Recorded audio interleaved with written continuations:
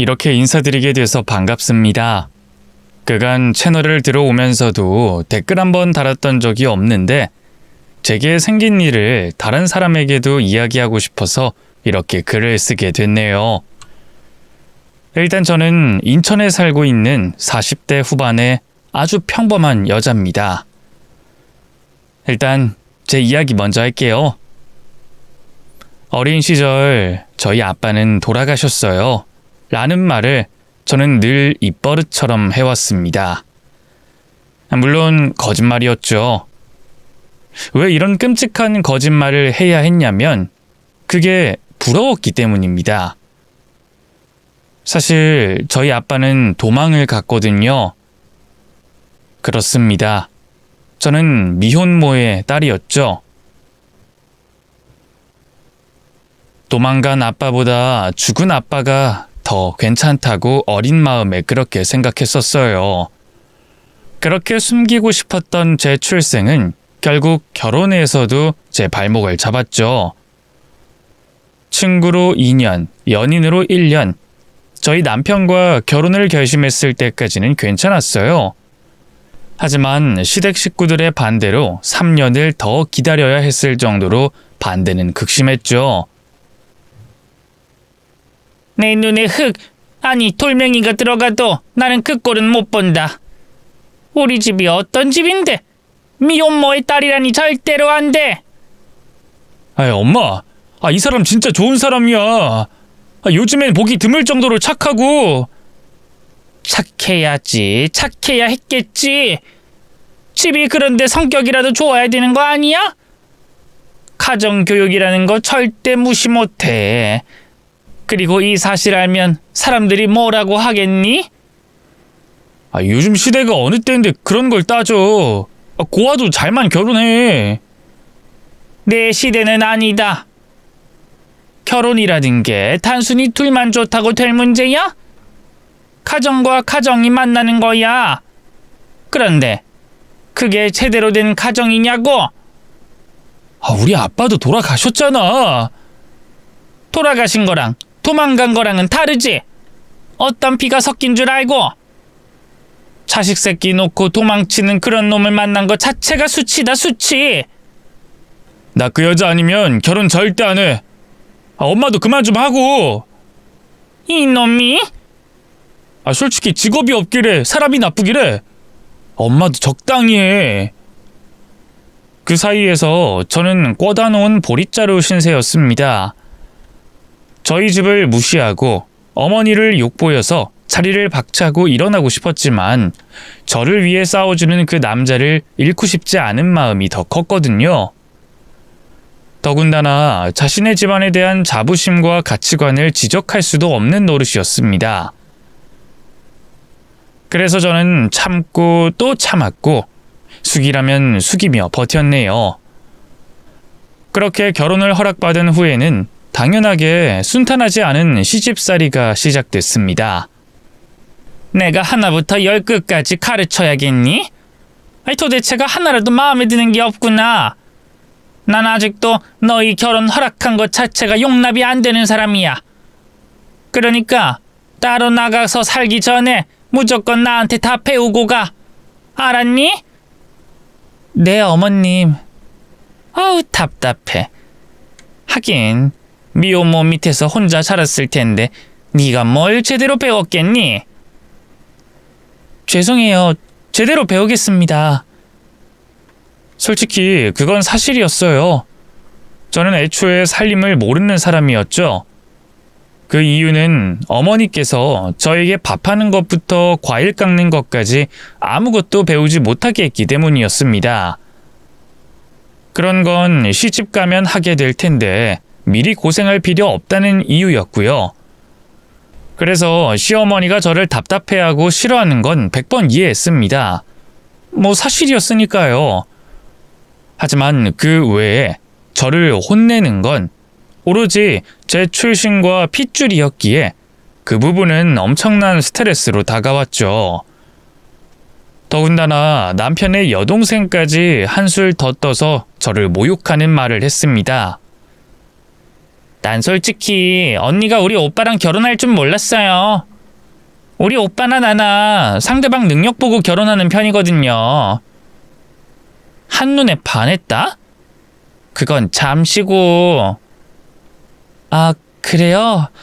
저 그래도 회사에서 나름 인정받고 있긴 한데. 회사? 좀 웃기네요. 능력은 타고난 배경도 포함이 되는 거거든요. 언니 집안이요, 집안. 그걸 보면 아무리 회사에서 능력 인정받아도 별로지 않나? 난 그럴 것 같은데. 아, 그런가요? 제 주변만 봐도 그래요. 이혼한 애들, 홀어머니, 홀아버지 밑에서 큰 애들은 있어도 미혼모 자식은 없거든요. 그게 왜 그럴 것 같아요? 미혼모가 없어서? 아니죠. 그게 쪽팔리니까 그런 거죠. 그러니까 언니도 너무 서운해하지 마세요. 우리도 쪽팔린 거니까. 만약 제가 그때로 돌아간다면 뺨이라도 한 대 걷어 올리고 싶은 심정이었지만 그땐 그러지도 못했습니다. 오로지 남편 하나만 믿고 참았고 그만큼 남편도 제게 힘이 돼줬죠. 그런데 아이를 가진 이후부터 남편도 조금씩 달라지기 시작했습니다. 어쩌면 제가 휴직을 하면서부터 시댁 식구들과 더 많이 부딪혔기 때문일지도 몰라요. 그게 아니라면 더는 저를 사랑하지 않았을지도 모르겠습니다. 어머님이 이번에 김장을 200포기나 하신대.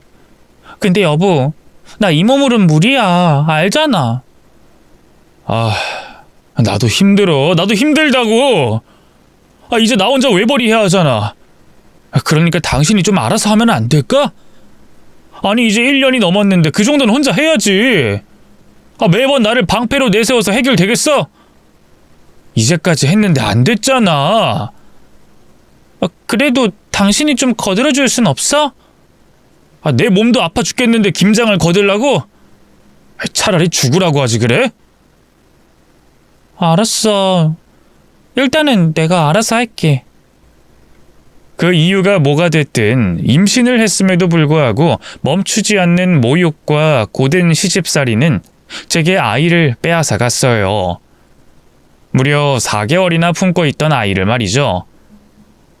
차라리 회사를 다녔다면 훨씬 나았을 거라는 후회를 했어요.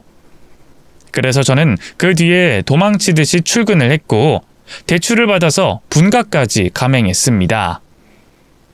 물론 역시나 반대를 해왔지만 저는 아이를 잃고 싶지 않아서 이를 악물고 나왔죠. 대신 같은 아파트 단지 내로 가야 했지만 그래도 일단 나가는 게 목적이었어요. 그렇게 몇 개월이 지나서 이제 모든 게 안정이 돼가고 있다는 느낌을 받았습니다.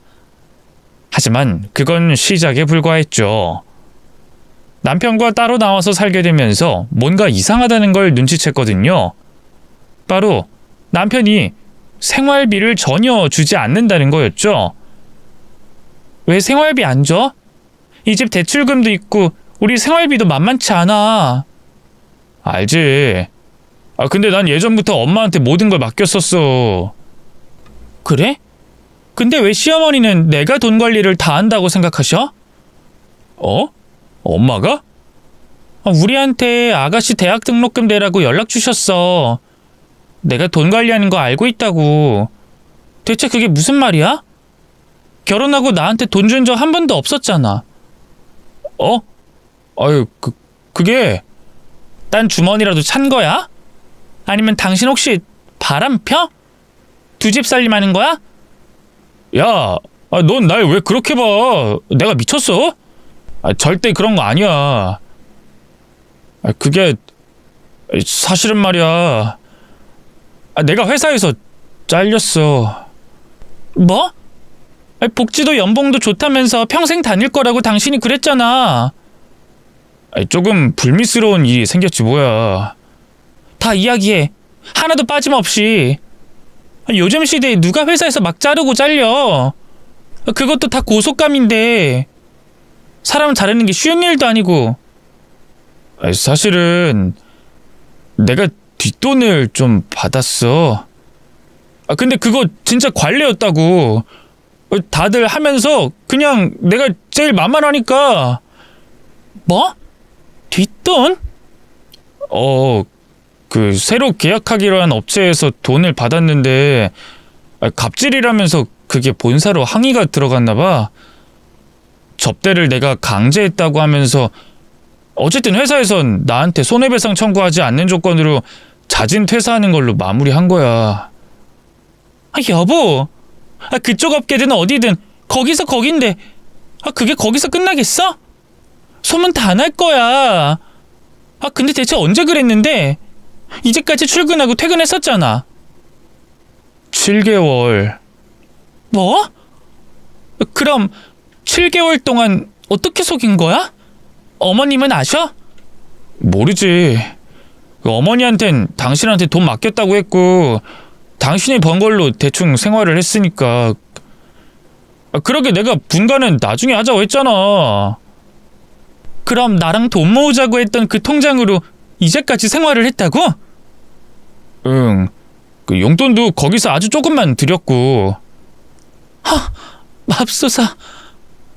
그래서 시어머니랑 아가씨가 나만 보면 더 뭐라고 했던 거구나. 그리고 당신 나 임신해서 휴직했을 때 그렇게 나한테 짜증낸 이유도 그거야? 아니야. 예민해져서 그랬어. 취업이 잘 되지 않아서. 나라고 그러고 싶었겠어? 나가서 할 것도 없어서 PC방에서 점심 저녁 해결하고 그러는 게 속이 좋아서 그랬겠냐고. 나도 힘들어서 죽을 것 같았다고. 내 입장도 좀 이해해 주라. 너한테 말도 못하고 혼자 속으로 끙끙 앓았다고. 당장 어머님한테 말하자. 나한테 계속 뭐라고 하실 거 아니야. 그리고 우리 집 대출금도 있는데 나 혼자서 생활비에 거기다 아가씨 등록금까지? 절대 불가능해. 안 돼. 안 된다고 여보. 나 좀 살려주라. 응? 우리 엄마 알잖아? 당신한테만 그런 사람 아닌 거 몰라? 1년을 지켜봤잖아. 내가 백수라고 하는 순간부터 내 자존감 다 갉아드실 뿐이라는 거. 내가 금방 취업할게. 제발. 제발 여보. 내가 이렇게 싹싹 빌게. 응? 남편은 실제로 제 앞에 무릎을 꿇고 빌었고 바지가랑이를 잡고 매달렸죠. 정말 속에서 천불이 난다는 느낌을 받았습니다. 그간의 일들이 주마등처럼 스쳐가는데 얼마나 서럽던지 눈물이 뚝뚝 떨어졌죠. 임신을 하고 휴직을 했다는 이유로 짜증을 냈던 남편, 용돈이 줄었다고 난리를 치던 아가씨, 제가 돈 잡아먹는다며 핏줄 이야기를 또 꺼내던 시어머니까지, 그리고 잃게 된 제 아이는 가슴에 사무치도록 아팠습니다. 남편의 거짓말로 인해서 제가 받지 않아도 될 고통을 받았다는 걸 생각하면 피가 거꾸로 솟았어요. 하지만 이미 지난 일을 더 화낼 수 없었고 어느 정도 남편이 이해가 됐기에 참았습니다. 무려 7개월을 마음 졸이면서 살았다고 생각하니 충분한 벌이었겠다 이렇게 이해했죠. 그러나 그 선택이 잘못이라는 걸 저는 뒤늦게 깨닫게 됐습니다. 매번 핏줄의 중요성을 강조하던 시어머니와 남편은 정말 똑같았죠. 집안 꼴이 이게 뭐야? 날 돕겠다고 했잖아. 근데 왜 설거지며 청소며 그대로인 건데? 내가 일하고 와서 이런 것까지 다 하라는 거야? 상식적으로 내가 쓰레기를 어떻게 버려. 그 시간에 청소기 돌리거나 설거지하면 옆집 사람이 뭐라고 생각하겠냐고. 나 쪽팔려서 절대 못해. 그러니까 난 절대 안 들키고 바로 취직할 거야. 그걸 어떻게 들어? 들려. 뭐 아파트 방음이 완벽한 줄 알아? 동이 좀 다르긴 해도 내가 10년을 살았던 아파트 방음 상태를 내가 모르겠어? 거기다가 우리 집은 중문도 없잖아. 고스란히 다 세워나갈 거고 크고 날카로운 소린 특히나. 그리고 당신은 출근하는 거 뻔히 알고 있고. 그래도 이건 너무하잖아. 그리고 들키면 어때서? 절대 안 돼. 그리고 엄마가 우리 집 앞에 반찬 두고 가는 거 몰라? 그때 만약 안에서 소리 나면 무슨 생각하겠냐고. 나라고 이러고 싶겠어? 옆집 아줌마가 있는 한 난 절대로 일 못해. 그럼 집안일도 하나도 하지 않겠다는 거야? 그래, 어머니는 그렇다고 치자. 근데 옆집 사람이 무슨 상관인데?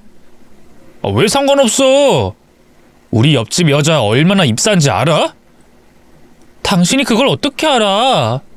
왜 몰라? 우리 엄마랑 친구기도 하고 이 동네에서 유명한 사람인데. 가끔 엘리베이터에서 마주치는데 그때마다 일면식도 없는 옆동 그 옆동 이야기까지 해준다고. 누구는 이혼했고 누구는 바람 폈다고. 내가 그 여자 입에 오르내리느니 차라리 여기서 뛰어내려 죽고 말지. 왜 엘리베이터를 타는데? 남편은 제 물음에 대답 대신 눈치만 보더군요. 설마 아직도 출근하는 척하는 거야? 그럼 어쩌라고. 하는 신용이라도 하는 게 좋잖아. 여보! 이 문제 가지고는 뭐라 하지 마. 내 자존심이 달린 문제야. 좋아. 그럼 조금만 눈을 낮춰서 지원해보면 안 될까?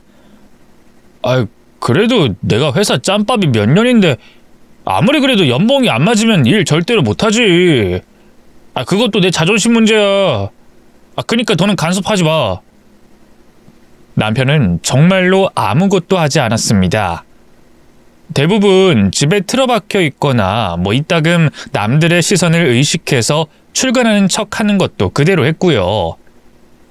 더군다나 눈이 너무 높아서 이전보다 더 좋은 조건의 회사에만 이력서를 냈고 그 어떤 노력도 하지 않았죠. 정말 최악의 상황이었고 하루에 12번도 더 이혼 생각이 간절했지만 연애할 당시에 남편이 제게 잘했던 그 추억을 지지대 삼아서 어떻게든 가정을 유지하려고 했어요. 그런데 일이 터지고 말았습니다. 그것도 가정교육에 관해서는 늘 입에 거품까지 물며 가르치셨다는 시어머니의 딸, 즉 아가씨가 덜컥 임신을 하게 됐죠. 대학 입학을 앞두고 있는 상황에 불이 떨어진 겁니다. 시어머니는 쓰러지셨고 남편도 제대로 화가 나서 집안은 뒤집혔어요. 하지만 아가씨는 결혼을 원래부터 생각했다는 식으로 빠져나갔고 상대 남자의 집이 꽤 잘 사는 편이라 그렇게 넘어가게 됐습니다. 속으로 저는 그들을 비난했고 되갚아주고 싶었지만 어쩔 수 없었죠. 그런데 도리어 불똥이 저에게 튀었습니다. 너희가 혼수나 결혼 준비에 돈 좀 보태라. 대학 등록금은 내가 알아서 할 테니. 네? 네? 왜 그래? 내 아들 돈으로 해준다는 건데 그것도 아니 꼽니? 왜? 남편 돈 움켜쥐고 혹시 친정에다가 퍼주고 그런 거야? 엄마, 이 사람 그런 사람 아니거든요. 그리고 우리 지금 대출금도 갚고 있는데. 넌 하나밖에 없는 동생이 그럼 저대로 애 낳고 살길 바라는 거야? 사돈처럼 미혼모라도 되라는 거니?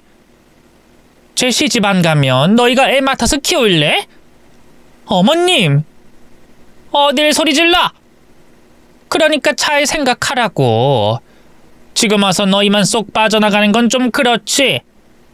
너희가 결혼해서 이 집 들어와서 생활비 몇 푼 준 게 전부면서 내가 뭐 많은 걸 바랬어? 아니다. 길 가는 사람 자꾸 물어봐라. 너희한테 집세 받았으면 나도 아쉬운 소리 안 해. 알았어요. 여보! 그럼 어쩌라고. 집세라고 생각하자, 응? 제가 말없이 남편을 노려보자 시어머니가 소리를 질렀죠. 누가 네 돈 달라 했어? 내 아들 돈! 내 아들 돈이라고! 아우 독한 것. 돈 앞에서 본성이 나온다더니 딱 그 꼴이지. 가족이라는 게 뭐냐? 이럴 때 돕는 게 가족이다. 네가 근본이 없어서 잘 모르는 모양인데 이런 게 가족이야. 뒤늦게 남편이 싹싹 빌면서 부탁을 했고 저는 울며 겨자 먹기로 적금까지 해약할 마음을 먹었죠. 그런데 그 못난 심보 때문인지 적금은 해약하지 않고 지킬 수 있었습니다. 왜냐하면 아가씨 남자친구가 돈 몇 푼 주고는 해외로 유학을 떠나버린 거였죠. 애초에 상대 집안과 결혼 자체가 진행되지 않은 일이었다는 건 뒤늦게 알려줬습니다. 집안이 차이가 난다며 그쪽 집에서는 상견례조차 할 생각이 없었던 거였어요. 그럼에도 아가씨는 그 남자를 포기하지 않겠다고 애를 낳겠다고 고집을 피웠고 몇 개월 뒤에 미혼모가 됐던 겁니다. 그렇게도 더러운 핏줄이라고 비난하던 미혼모 말이죠. 저는 그 소식을 듣고 속이 후련해졌습니다. 이제 다신 근본 없다는 둥, 뿌리가 없다는 둥 그런 말을 듣지 않아도 되니까 말이죠. 하지만 그건 오산이었습니다. 오히려 시어머니와 아가씨는 그걸 이용하려고 했어요. 얘가 대학에 들어가고 다른 애들처럼 살아야 하지 않겠니? 그러니까 우리 둘이서 고생을 좀 해야겠다. 하지만 제가 시간이 없어요. 일하고 집안일도 해야 하는데 아이라뇨. 그럼 전처럼 휴직해도 되잖니? 그건 불가능해요. 왜? 네 새낀 괜찮고 내 딸 아이니까 모른 척 하시겠다 이거야? 너 임신했을 때 너희 남편 혼자 벌어서 그렇게 먹여 살렸는데 너도 좀 도와야지. 그럼 나 혼자서 어떻게 애를 돌봐? 내 나이가 마냥 젊어 보이니? 목구멍으로 그때 당신 아들이 혼자 번 게 아니라 내가 출산휴가를 냈을 때 나온 일부의 월급으로 생활비를 충당한 거다 말하고 싶었지만 참았습니다. 그래도 다행인 건 남편이 끼어들어 그 상황을 정리했다는 거였죠. 아이 엄마, 말이 되는 소리를 해. 우리 대출금도 갚아야 하고 힘들다고. 그리고 전 그러면 걔가 휴학하면 되는 거잖아. 우리가 걔 애까지 책임져야 해? 너 동생한테 어떻게 그런 말을 할 수가 있어?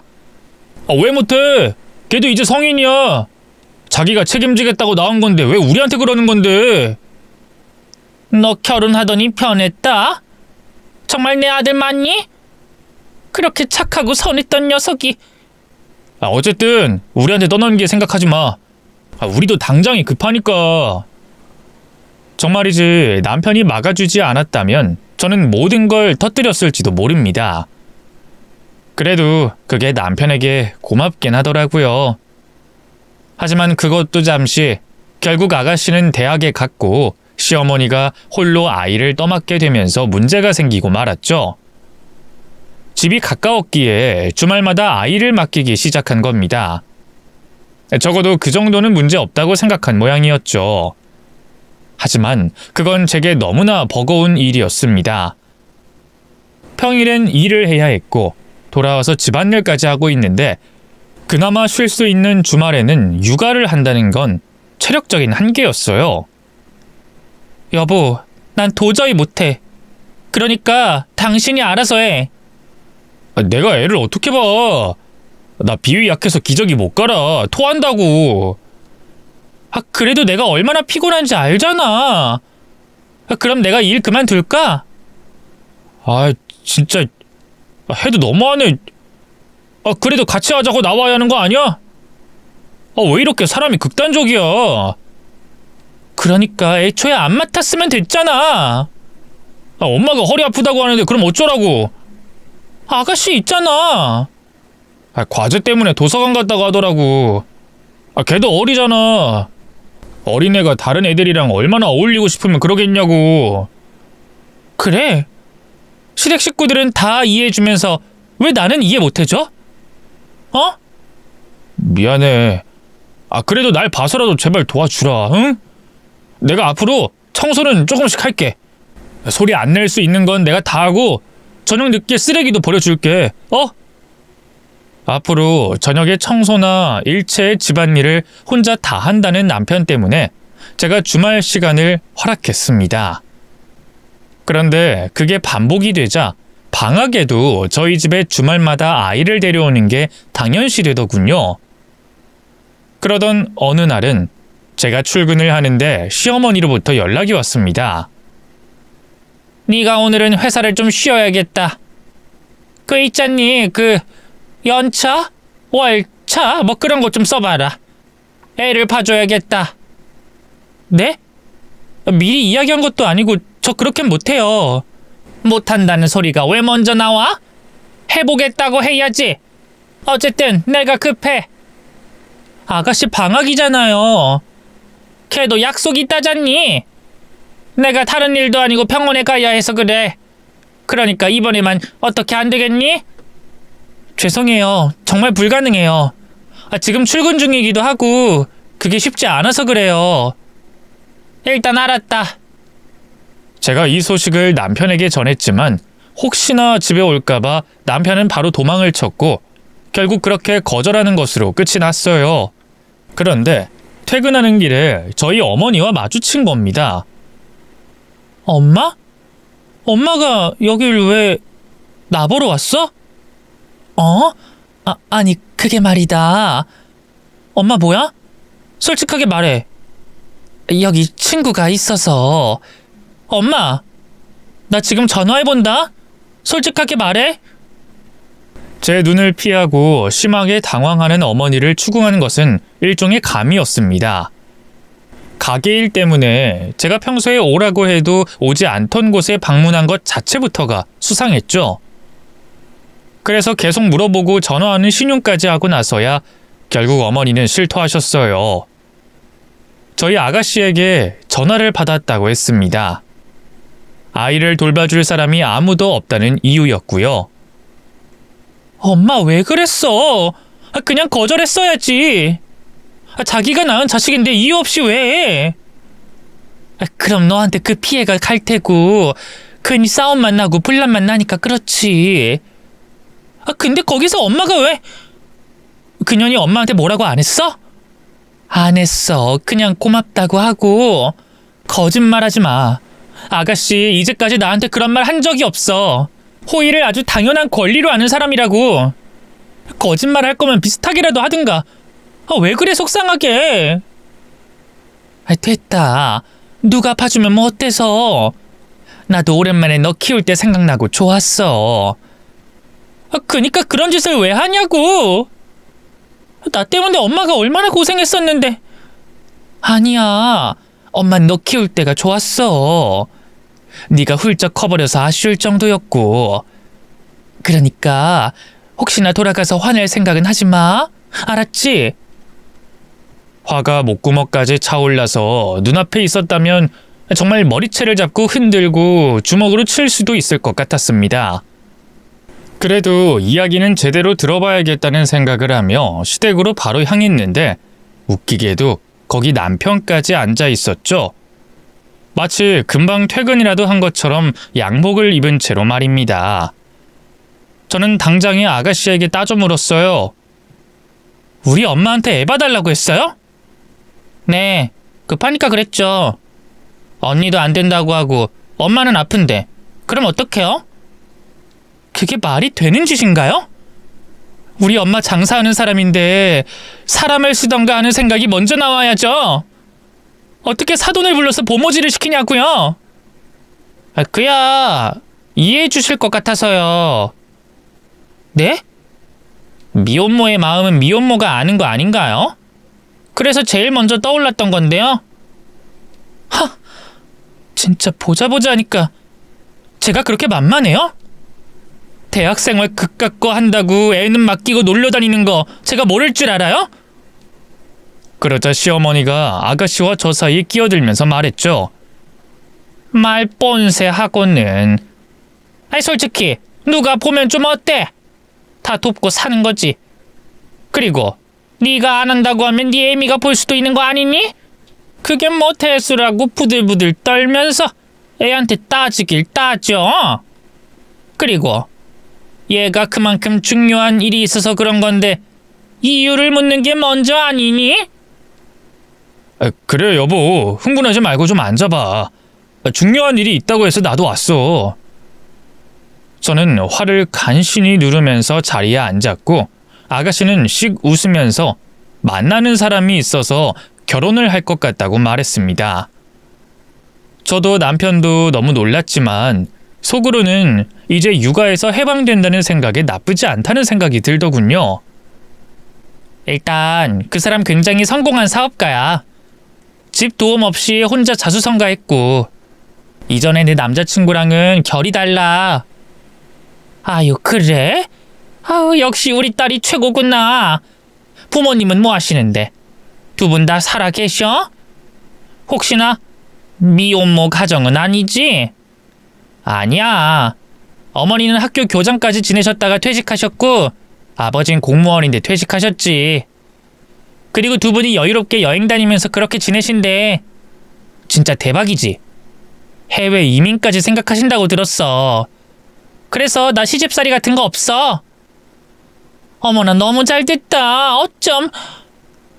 그리고 오빠, 내가 오빠 다니는 회사 이야기했는데 오빠한테 관심 보이더라. 잘하면 오빠 연봉 더 올려서 우리 자기네 회사로 오게 될지도 몰라. 뭐? 그게 정말이야? 응. 시부모님도 나 너무 예뻐하시고 나 진짜 제대로 물었어. 아유, 역시 우리 딸이다. 너희 오빠 그런저런 집에 장가 보내서 내 속이 말이 아니었는데 너라도 잘 됐다니 정말 다행이야. 잘 됐지? 너희도 찬성하는 거지? 저희 의견이 뭐가 필요한가요? 아가씨가 결혼한다는데. 대충 구색은 맞춰서 보내야 하니까 너희도 힘 좀 써라. 상견례도 좀 좋은 곳으로 잡고. 엄마, 걱정 마세요. 이 사람이 그런 건 잘하니까. 그리고 말이다. 우리가 상의를 좀 미리 했거든? 그런데 시어머니 입에서는 상상조차 하지 못한 말이 튀어나왔습니다. 애는 너희들이 맡아 기르는 게 어떠니? 저는 귀를 의심했고 남편은 당황한 듯 아무 말도 못하고 입만 뻥끗거렸죠. 그게 무슨 말씀인지... 제가 뭘 잘못 들은 것 같은데? 얘가 왜 못 들은 척이야? 입양하라고. 내가 여기저기 알아보니까 가족 입양은 어렵지 않다고 하더라.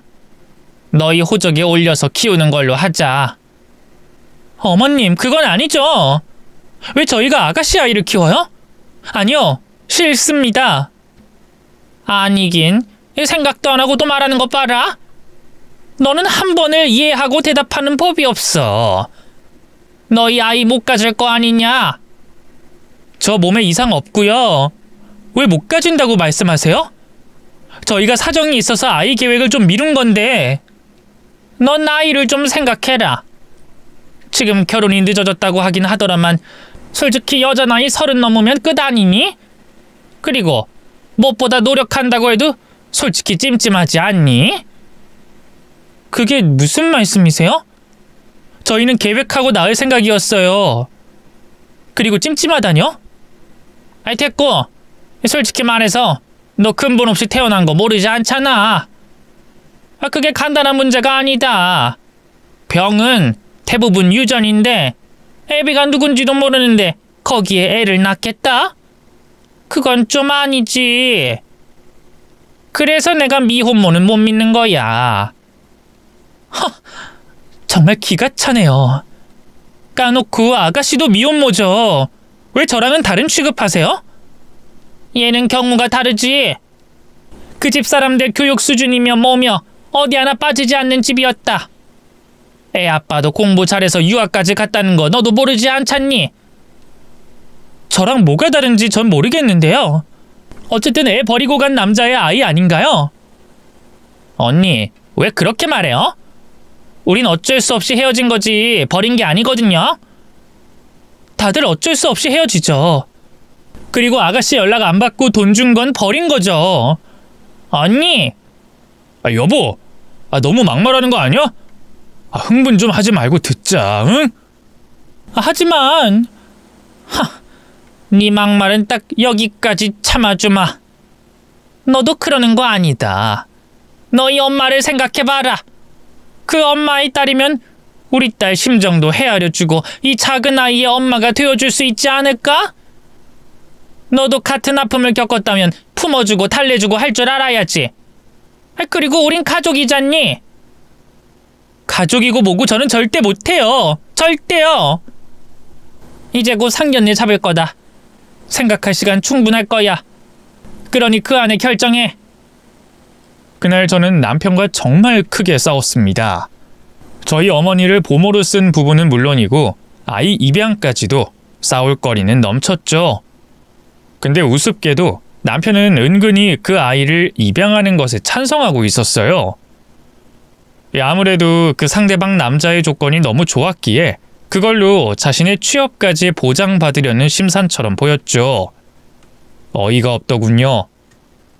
아까 들었잖아. 규모가 꽤 큰 사업하는 사람이래. 진짜 좋은 기회라니까? 내가 연봉도 더 올려서 들어가서 한 자리 차지하는 건 시간 문제라고. 솔직히 자기 사업을 생판 모르는 남한테 그걸 맡기고 싶겠어? 그니까 내가 제대로 라인 타는 거지. 거기다가 들어보니까 형제도 없다고 하더라. 외동아들. 야, 진짜 내 동생 대단하지? 이 결혼만 하면 우리가 가진 모든 걱정은 끝이라고. 애 보는 거? 당신이 일 그만두면 되는 거고. 너무 쉽게 생각하는 거 아니야? 우리 집 애도 키울까 말까 고민하는 시대야. 그런데 뭐? 돈만 있으면 다 해결될 텐데. 그리고 내 동생이 그냥 두고 보겠어? 우리한테 다달이 얼마씩은 주겠지. 엄마도 당신한테 고마워할 거고. 당신한테도 좋은 일 아니야? 나한텐 좋을 게 없고 난 절대로 안 해. 여보, 우리 솔직해지자. 어차피 아이 못 가지는 거 아니야? 뭐? 내가 누구 때문에 유산했는데 어떻게 그런 말을 해? 이제 나이도 있고 30 넘으면 노산이야, 노산. 그러니까 입양 그렇게 나쁘게 생각할 것도 없고. 응?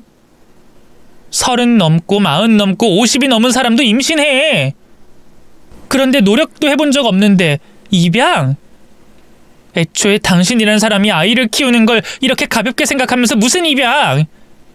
책임감이라는 게 있긴 해? 이게 얼마나 중요한 문제인데 결혼을 한다고 애를 받아. 어차피 같은 핏줄인데 무슨 상관이야. 우리가 잘 키우면 되지. 여보, 정신 차려. 아니, 우리 당장의 앞날 말고 좀 더 먼 미래를 생각해보자. 나도 취업할 기회가 생긴 거야. 동생 덕 볼 수도 있고. 당신 혼자 힘들게 돈 안 벌어도 될 날이 오는 거라고. 잘 생각해봐. 눈 딱 감고 입양만 하면 우리 성공이 보장돼 있어. 또 아이가 있으면 장점이 얼마나 많아. 남편은 아이를 입양하면 좋은 장점들을 쭉 나열하며 열변을 토했습니다. 솔직히 뭐라고 말하는지 그 뒤엔 들리지도 않았고 코에 있던 커다란 점만 보였죠. 그때 전 제대로 쉬지도 못해서 힘들고 지친 상황에 정신적인 충격까지 와서 제정신이 아니었을지도 모릅니다. 그런데 한참 말하고 있는 남편을 보자 정말로 뚝 하고 정이 떨어지는 느낌을 받았죠. 실제로 이야기를 하고 있는 남편의 얼굴이 생선 대가리처럼 보였을 정도였거든요. 순간 내가 왜 이 인간이랑 살고 있지? 하는 생각과 함께 실소가 터졌습니다. 그래서 저는 그날 그 찰나의 순간 이혼을 결심했어요. 그리고 다음 날 변호사를 찾았고 남편은 물론이고 시댁 식구들의 위자료 청구를 위해서 증거를 모으기 시작했죠. 녹음도 했고 카카오톡 복원까지 해서 저에 대한 모욕적인 말이나 미혼모 비하에 관한 것까지 모두 모았습니다. 그것도 아무렇지 않은 척 연기를 하면서 말이죠.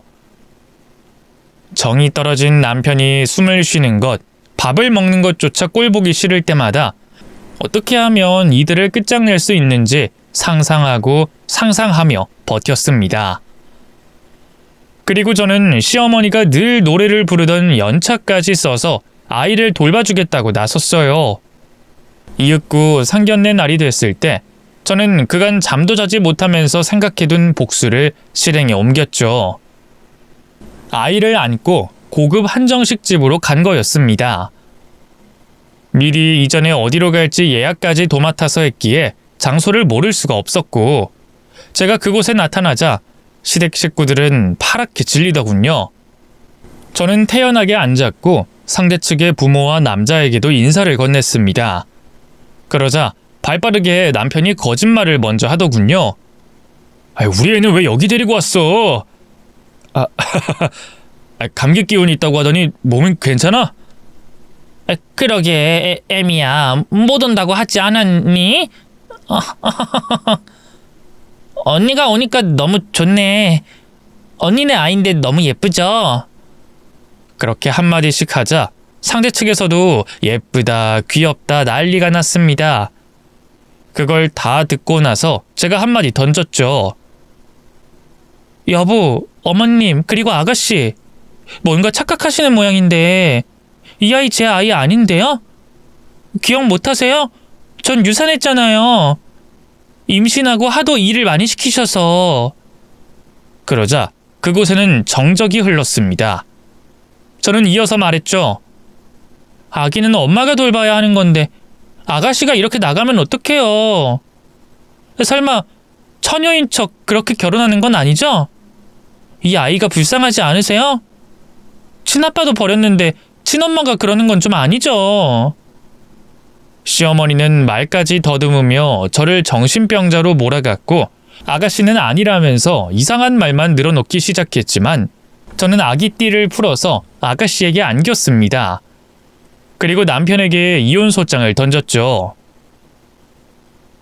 당신 이게 무슨 짓이야? 왜 여기 와서 행패야? 아직도 회사 그만두지 않은 척 하는 거야? 좋은 복지에 연봉까지 받았다고 자랑하고 그랬어? 너 미쳤어? 그만 못해? 그만 못해. 이혼할 거야 너랑. 무능력해서 결혼하고 내가 다 먹여 살렸지. 그리고 시어머니 용돈, 아가씨 용돈까지 내 월급에서 나갔어. 근데 그거 숨기려고 집에 없는 척 연기한다고 집안일도 안 해. 이젠 취직하려고 아가씨를 처녀로 속여서 결혼까지 시키려고 해? 멀쩡히 살아있는 친엄마가 아니라 우리가 애를 키우는 조건으로? 미친 건 너야 너! 제가 또박또박 말하자 시어머니의 눈이 크게 흔들리더군요. 대체 그게 무슨 소리냐고. 알아들었으면서도 바락바락 소리를 지르는 시어머니에게도 한마디 했습니다. 무슨 말이냐고요? 이제 저랑 이혼하면 그쪽 집은 돈 버는 사람이 하나도 없는 거란 뜻이죠. 애 딸린 미혼모 딸이랑 뒷돈 받다가 회사에서 잘린 아들이랑 잘 살아보세요. 저는 그렇게 어머님이 더러운 피, 근본 없는 자식, 뿌리도 모르는 것이라고 늘 무시하던 미혼모의 딸로 돌아가려고 합니다. 이제 잘 알아들으셨어요? 야! 왜? 어머, 아들, 쟤 지금 미친 거지? 거짓말이지? 엄마, 그게... 너 미쳤어? 순간 아가씨가 울음을 터뜨렸고 얼떨떨하고 당황했던 상대 측 표정은 단단하게 굳어버렸습니다. 제 이야기가 사실이 아닐지도 모른다는 생각은 이미 머릿속에서 사라지고 없었던 거였죠. 특히나 아가씨와 결혼을 하려고 했던 남자의 표정은 살벌하기까지 했네요. 울지 말고 똑바로 말해 자기야. 이 말들 다 사실이야? 오빠, 이 애는 정말 내 애가 아니야. 믿어줘. 언니가 좀 아파서 그렇다니까. 정신이 좀 이상해. 유산하고 나서 자꾸만 자기 아이가 아니라고 하고 막 그래서 우리도 최대한 맞춰주고 있는 거야. 진짜야. 자기야, 지금 이 자리에서 솔직하게 말을 해.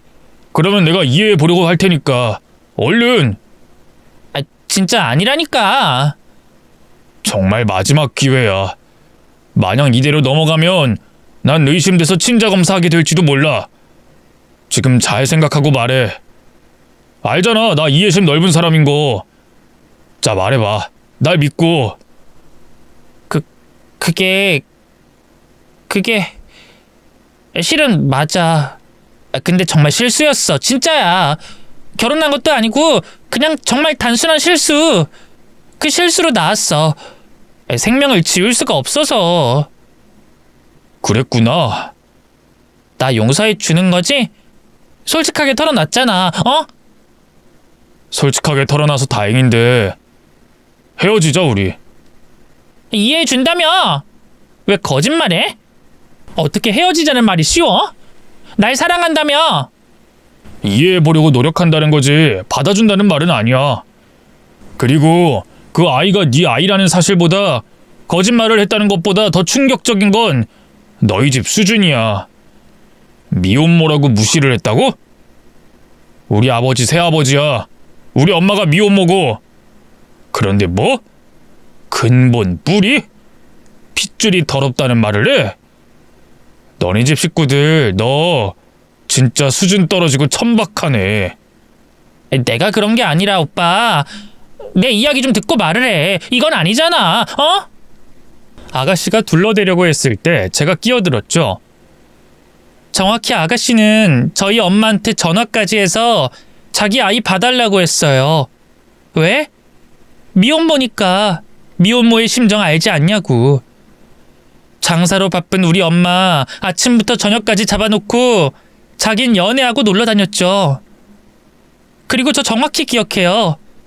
미혼모라는 거 쪽팔리게 생각하고 미혼모의 딸이라는 것도 드러내지 말라고요. 아니 언니, 진짜 내 결혼 망치려고 작정했어요? 난 너 같은 동생 둔 적 없어. 진짜 나 죽는 꼴 보고 싶어요? 진짜 나한테 왜 그래? 야, 너 멀쩡한 사람들한테 거짓말하고 결혼하는 거 사기야. 그니까 너네 집안 식구가 그런 걸 안 가르쳐서 내가 대신 가르쳐 준 거니까 나한테 고맙다고 해. 알았니? 당신 가만 안 둬. 새언니라고 봐준 건지도 모르고 이리 와, 죽일 거야. 저를 향해 달려들려고 하고 악을 쓰는 아가씨를 가볍게 피한 뒤 저는 자리를 박차고 나와 집으로 돌아가 비밀번호를 바꿨습니다. 몇 번 전화가 왔고 문을 열려는 시도는 있었지만 소리를 지르지도 못하더라고요. 시어머니 역시도 이야기를 좀 하자면서 부드럽게 문을 두드리다가 옆집 문이 열리자 아무것도 아니라면서 돌아갔죠. 완벽한 방어막이 되줬습니다. 그리고 그게 남들 시선 때문이라는 걸 알게 된 저는 하나의 복수를 더 실행하게 됐죠. 과일 바구니와 커피를 사서 옆집을 방문한 겁니다. 그리고 입이 가볍기로 유명한 그 아주머니에게 모든 사실을 다 이야기했죠. 믿지 못할까봐 제가 이혼에 쓰려고 모은 자료까지 들고 갔네요. 제 이야기가 거의 끝났을 때 그 아줌만 입이 가렵다는 듯 실룩거렸고 급기야 자신의 친구들까지 다 불러서 제 이야기를 다시 하게 만들었습니다. 아유, 그래. 그래서 저번에 내가 소리가 들리는 것 같더라. 뭔가 이상하다고 생각했지. 무슨 달그락거리는 소리가 들리기에 난 옆집에서 강아지라도 키우는 줄 알았어. 아니면 TV를 틀어놓고 나갔거나. 근데 그게 자주 반복되는 게 뭔가 이상했지. 네, 절대로 들키지 않으려고 이따금 출근하는 척도 했죠. 가끔 마주치셨잖아요. 일부러 그 시간에 나간 거예요. 아이고, 소름 끼치네. 쪽팔릴 줄은 아는 모양이지. 내 남편도 솔직히 다 별론데 그래도 돈은 벌어오고 책임감은 있는데 그 집은 자식 농사를 다 말아먹었네. 그러면서 매번 남들이 수준이 어쩌고 그런 소리를 얼굴색 하나 안 바뀌고 어떻게 하고 다녔지? 그러니까요. 저희 시어머니가 여기 동네 주민들 보고 뭐라고 욕을 했는지도 알려드려요? 내 이야기도 있어? 아마 시어머니가 아는 사람은 다 욕했을걸요? 미친 할망구가 노망이 났나? 우리가 자기한테 얼마나 잘했는데 어이가 없어서. 적절한 추임새의 동조에 저는 정말 이야기꾼이 된 것처럼 몇 번씩 비슷한 이야기를 했고 동네에 소문이 퍼지는 건 눈 깜짝할 정도로 빨랐죠. 4일째 되는 날 경비 아저씨가 제게 힘내라고 잘했다고 이야기를 할 정도였으니 더 설명은 할 필요 없었을 겁니다. 덕분에 시어머니를 비롯한 아가씨와 남편은 아파트 주변이 보이지도 않았어요. 쪽팔려서 그 누구 하나 쓰레기도 버리러 나오지 못하겠구나 예상이 됐습니다. 그래서 저는 초반에 밖에서 마주칠까봐 노심초사했지만 그거 하나는 정말 좋더군요. 남의 시선이 가장 중요한 그 사람들이 밖에서 소리 지르거나 회사 앞으로 찾아오지 못한다는 건 이혼할 때 최고의 장점으로 꼽혔죠. 몇 달이 흘러 저는 이혼 소송에서 이겼고 위자료까지 넉넉하게 받게 됐죠. 남편이 중간중간 제게 다시 만나달라고 빌었지만 소용없었습니다. 당신 없어서 우리 집 엉망이야. 나 좀 살려주라. 우리 그간의 정이 있잖아. 내 동생은 학교도 그만뒀고 아이만 돌보고 있고 그 상견례를 끝으로 그 남자한테도 버려졌어. 그래서? 엄마도 그래.